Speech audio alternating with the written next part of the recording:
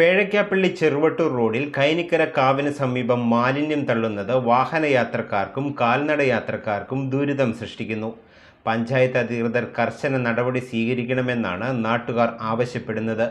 പഞ്ചായത്ത് അധികൃതർ പലതവണ നടപടികൾ സ്വീകരിച്ചിട്ടും ഇപ്പോഴും മാലിന്യം തള്ളുന്നത് തുടരുകയാണ്. പേഴയ്ക്കാപ്പള്ളി ചെറുവട്ടൂർ റോഡിൽ കൈനിക്കരക്കാവിന് സമീപം മാലിന്യം തള്ളുന്നത് തുടർക്കഥയാവുകയാണ്. നിരവധി തവണ അധികൃതരോട് പരാതിപ്പെട്ടിട്ടും യാതൊരു നടപടിയും ഉണ്ടാകുന്നില്ലെന്ന പരാതിയാണ് നാട്ടുകാരിൽ നിന്നും ഉയരുന്നത്.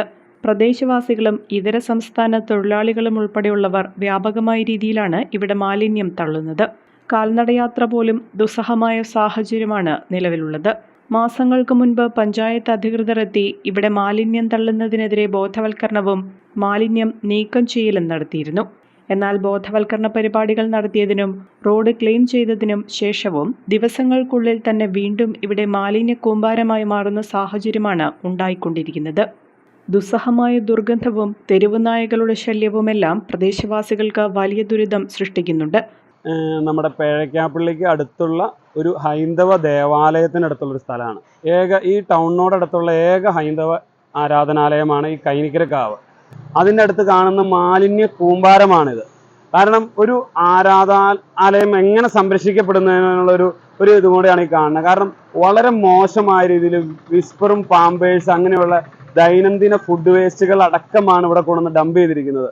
കാരണം ഹരിതകർമ്മസേനയുണ്ട് നമ്മുടെ നാട്ടിൽ, ആ രീതിയിൽ വേസ്റ്റുകൾ സംസ്കരിക്കുന്നുണ്ട്. എന്നിട്ടും ആളുകൾ വലിച്ചെറിയുകയാണ്. പഞ്ചായത്ത് ഇതിനെതിരെ ശക്തമായിട്ടൊരു നടപടി എടുക്കണം. കാരണം ഓരോ മുക്കിലും മൂലയിലും ഓരോ ജംഗ്ഷനുകളിൽ പോലും ഹൈമാസ് ലൈറ്റുകൾ സ്ഥാപിക്കുന്നുണ്ട്.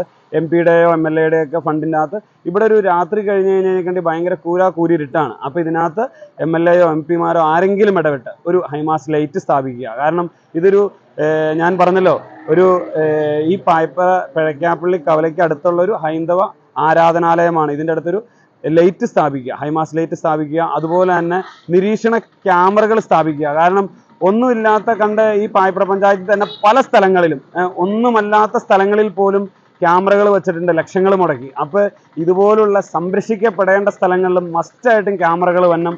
പഞ്ചായത്ത് ഇതിനു വേണ്ടിയിട്ടൊരു ശക്തമായ നടപടികൾ സ്വീകരിക്കണം.